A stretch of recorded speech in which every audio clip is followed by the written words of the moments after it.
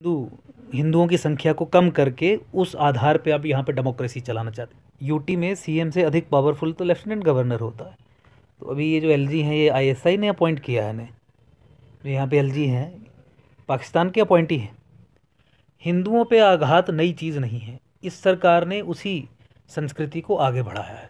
150 से 200 रुपये कप चाय नहीं वो बेच पाएंगे वहाँ पे। पिलग्रिम्स को लूट नहीं पाएंगे। भाजपा ही तो ये अत्याचार कर रही है। भाजपा ही तो ये अत्याचार कर रही है। केवल हिंदुओं के संस्थानों को टेक ओवर किया गया है।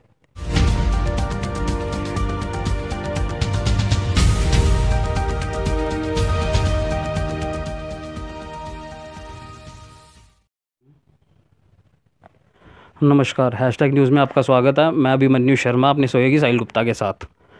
जम्मू की हमेशा आवाज़ बन के जो उभरे हैं, जो हमेशा जम्मू की आवाज़ को आगे बढ़ाते रहे हैं, डोगरों के मुद्दों को आगे बढ़ाते हैं और जम्मू की जितनी भी तकलीफ़ें, जो भी डिस्क्रिमिनेशन जम्मू के साथ आज तक हुआ है उसके बारे में जो हमेशा आगे बढ़कर बात करते रहे हैं, आज वो शख्स अंकुर शर्मा एडवोकेट जो हमारे साथ आज मौजूद हैं यहाँ पे, और आज हम इनसे कि ऐसे मुद्दों पे बात करेंगे जिनमें जम्मू के साथ डिस्क्रिमिनेशन हो रहा है और नए नए रूल्स ऐसे निकल रहे हैं जिनमें हमारे साथ जो है अत्याचार कर रही है आने वाली सरकारें या जो अभी हैं कुछ लोग।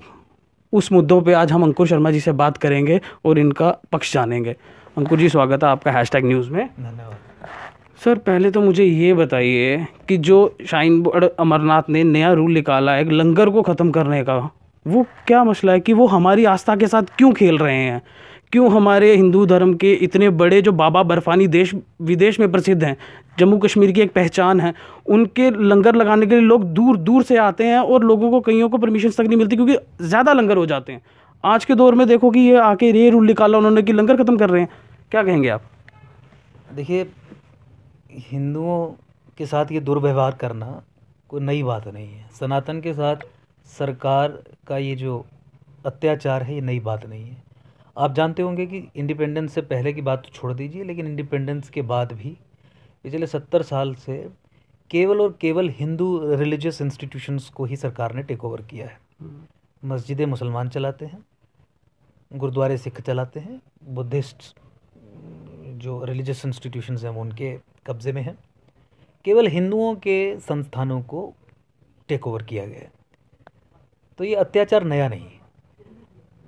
अब उसी संदर्भ में ये आज का जो ऑर्डर, ये इनफैक्ट कुछ समय पहले का जो ऑर्डर है, आपको इसी पृष्ठभूमि में देखना है।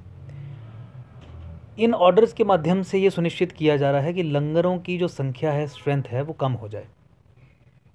क्यों कम हो जाए? क्योंकि कश्मीर में लोगों का विश्वास जीतने के लिए आपको कश्मीर के लोगों को अमरनाथ स्ट्रेच पे बिज़नेस अपॉर्चुनिटीज़ देनी है। अगर लंगर अधिक होंगे तो वहाँ लोगों का बिज़नेस नहीं चलेगा। 150 से 200 रुपये कप चाय नहीं वो बेच पाएंगे वहाँ पे। पिलग्रिम्स को लूट नहीं पाएंगे। दैट अपार्ट, दो चीज़ें की हैं सरकार ने। एक, देखिए, right to form an association एक फंडामेंटल राइट है जो आर्टिकल 19 में दिया गया, 19(1)(c) to be very categoric, संविधान के तहत हिंदू लंगर एसोसिएशन कॉन्स्टिट्यूट हो गई। और इन्होंने ऑर्डर ये निकाल दिया कि हिंदू लंगर एसोसिएशन जो है इसकी कोई वैधता नहीं होगी और कोई भी लंगर एसोसिएशन, लंगर ऑर्गेनाइजेशन एसोसिएशन के माध्यम से बोर्ड को अप्रोच नहीं करेगी। यानी हिंदुओं के संगठन को डीलेजिटिमाइज करना, पहला ऑर्डर आ गया। दूसरा, इन्होंने ये कहा कि किसी को भी अगर लंगर लगाना है तो उसको 3 साल की, पिछले 2018, 19, 20 और 20-21 की balance sheets, audited balance sheets produce करनी पड़ेगी। देखिए, लंगर लगाने का मतलब है दान पुण्य करना। दान पुण्य सनातन धर्म का क्रिटिकल कंपोनेंट है, एक हिंदू की रिलीजियस ड्यूटी है। मुझे ये बताइए, किसी नए व्यक्ति को, मान लीजिए आपको अमरनाथ के लिए लंगर लगाना है, आपके पास 3 बैलेंस शीट्स हैं। काफ़ी लोग ऐसे हैं जो गुप्त दान देते हैं। मैं आ रहा हूँ उस पर। आपके पास 3 बैलेंस शीट्स नहीं होंगी तो आप तो एक्साइज आउट हो गए। यानी सरकार ने आदेश निकाल के आपको अपनी रिलीजियस ड्यूटी परफॉर्म करने से रोक दिया। ये एक चीज़।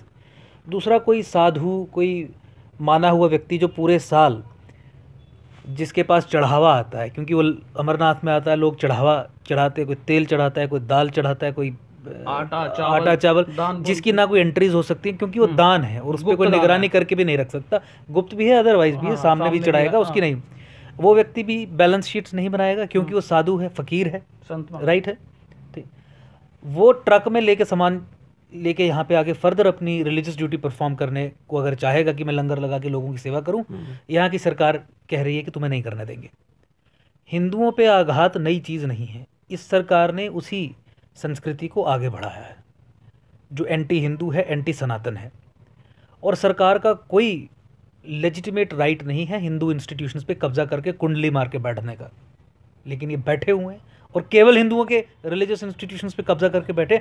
अब एक स्टेप और आगे चल गए जहाँ पे नए नए तरीके निकाल रहे हैं कि किस तरीके से हिंदुओं को उनकी रिलीजियस ड्यूटी परफॉर्म करने से रोका जाए। ये मुस्लिम मेजॉरिटी स्टेट है और हिंदुओं की संख्या कम है, मुस्लिम्स की ज़्यादा, क्या इस वजह से यहाँ पे ऐसा हो रहा है? नहीं, वो एक बहुत इंपॉर्टेंट वजह है क्योंकि जो इंटेंट है वो बिज़नेस अपॉर्चुनिटीज़ क्रिएट करना है, वो एक सेपरेट चीज़ है। लेकिन आप पूरे हिंदुस्तान में देखिए तो हिंदू रिलीजियस इंस्टीट्यूशंस तो सरकार ने टेक ओवर किए हैं और उनकी दुर्दशा करती है सरकार। उसमें करप्शन का जो स्केल है वो अनइमेजिनेबल है। जो bad practices government Hindu institutions में करती है, रिलीजियस इंस्टीट्यूशंस में, वो जग जाहिर है।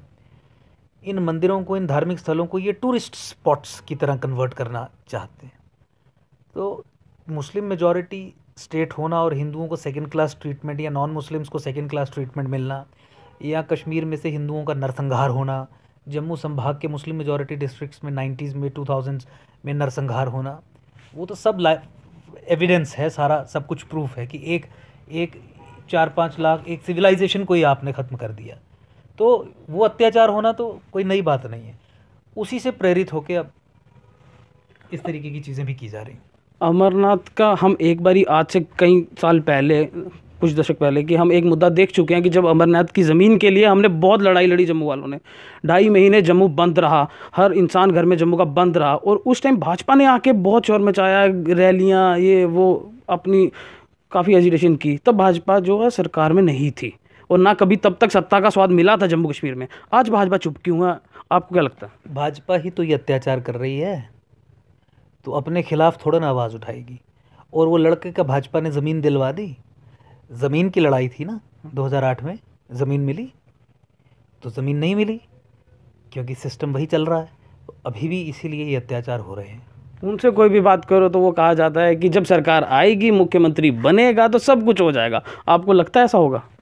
तो अभी ये जो एलजी हैं, ये आईएसआई ने अपॉइंट किया है, जो यहाँ पे एलजी हैं पाकिस्तान के अपॉइंटी हैं, कांग्रेस के अपॉइंटी हैं, एनसीपीडीपी के अपॉइंटी हैं।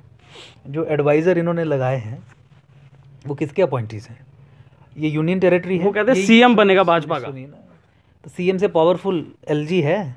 यूटी में सीएम से अधिक पावरफुल तो लेफ्टिनेंट गवर्नर होता है। अगर लेफ्टिनेंट गवर्नर के कार्यकाल में नहीं हो पा रहा कुछ भी जम्मू का भला, तो चीफ मिनिस्टर के कार्यकाल में क्या हो पाएगा? भाई यूटी है, मिनिस्ट्री ऑफ होम अफेयर्स के अंडर डायरेक्टली यूटी है। केंद्र में कौन सरकार है, किसकी सरकार है?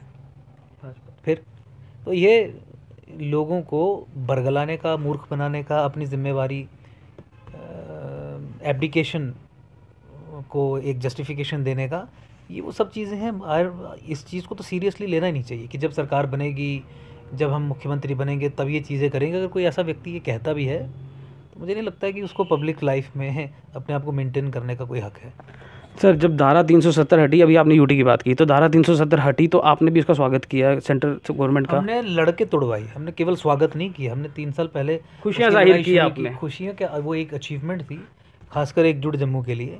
जम्मू में ऑन ग्राउंड सुप्रीम कोर्ट में जो लड़ाई लड़ी उसमें इफेक्टिवली हमने पार्टिसिपेट किया था और वो तोड़वाई। वही चीज़ मैं कहने जा रहा हूँ आगे कि आपने काफ़ी बड़ा योगदान दिया उस चीज़ में, आपका भी हाथ रहा उसमें, मगर आपने इसलिए करवाई कि जम्मू वालों को हक मिले। ये आपका मुद्दा था उसमें कि जम्मू के साथ डिस्क्रिमिनेशन हो रही है। मगर JKRLM की अभी जो पोस्टें आई हैं, 165 पोस्टें, जिसमें से 31 मात्र जम्मू को मिली हैं, बाकी सब कश्मीर को चले गया। हाँ, तो क्या नई बात है? कश्मीर डिस्क्रिमिनेशन तो भी हो रहा है, इंस्टीट्यूशनलाइज्ड है और इस इंस्टीट्यूशन को भाजपा आगे लेके जा रही है। तो वही चीज़ तो हम लोगों के सामने रख रहे हैं कि 370 ख़त्म होने के बाद भी जो डिफैक्टो इस्लामिक स्टेट है, that is still in operation and BJP is conniving with them against Jammu. अब भाजपा के चीफ स्पोक्स पर्सन कहते हैं कि जल्दी से जल्दी चुनाव करवाने हैं और वो हम प्रोसेस कर रहे हैं। और डीलिमिटाइजेशन का तो आपको पता ही है कि वो शुरू हो चुका प्रोसेस, जो और 1 साल के लिए आगे बढ़ गया उनका। उन्होंने विधि मांगी है जो 1 साल की और मांग ली है। आपने काफ़ी इस चीज़ में मुद्दे पे बात उठाई थी, डीलिमिटाइजेशन जो होनी चाहिए वो सेंसिस नए वाले होने चाहिए जो 2010 के नहीं होने चाहिए, मगर ये उसी बेस पे हो रहे हैं। क्या कहेंगे इस बारे में? क्योंकि ये सत्ता कश्मीर को सौंपना चाहते हैं, जम्मू कश्मीर को एक मुस्लिम स्टेट की तरह नॉन सेक्युलर थियोक्रेटिक स्टेट ही रहने देना चाहते हैं, और इसीलिए 2011 के फ्रॉड और फज्ड सेंसस के आधार पर डिलिमिटेशन करवा रहे हैं ताकि जम्मू कभी भी सत्ता में ना आ पाए। उस टाइम भाजपा भी कहती थी ये फ्रॉड है, आज उसी के साथ खड़ी है। एब्सोल्युटली। तो इनका डबल स्टैंडर्ड्स जो है वो एक्सपोज होते हैं, दोहरा चेहरा, दोहरे मापदंड एक्सपोज होते हैं। मुझे लगता है कि लोगों को बहुत बहुत गंभीरता से इन तथ्यों को देखना चाहिए। सुनील शेट्टी जी का बयान आया कि अगर हम नए सेंसिस के हिसाब से चलेंगे 2021 के, तो और 2 साल लग जाएंगे, 2023 तक जाके ये सब क्लियर होगा। फिर तो हम लेट नहीं चाहते, जल्दी से जल्दी इलेक्शन करवाना चाहते हैं। मतलब आप इलेक्शंस और डेमोक्रेसी की जो आधारशिला है वो झूठ पे रखना चाहते हैं। हिंदुओं की संख्या को कम करके उस आधार पे आप यहाँ पे डेमोक्रेसी चलाना चाहते हैं, यही कहने का मतलब हुआ ना। तो ये तो हिंदुओं के खिलाफ एक जीनोसाइडल प्रोसेस है। Delimitation on 2011 census is genocidal process against Hindus. क्यों? और डेमोक्रेसी को तो आप अल्टीमेटली डिस्ट्रॉय करेंगे ही ना, क्योंकि आधारशिला झूठ पे रखी होगी।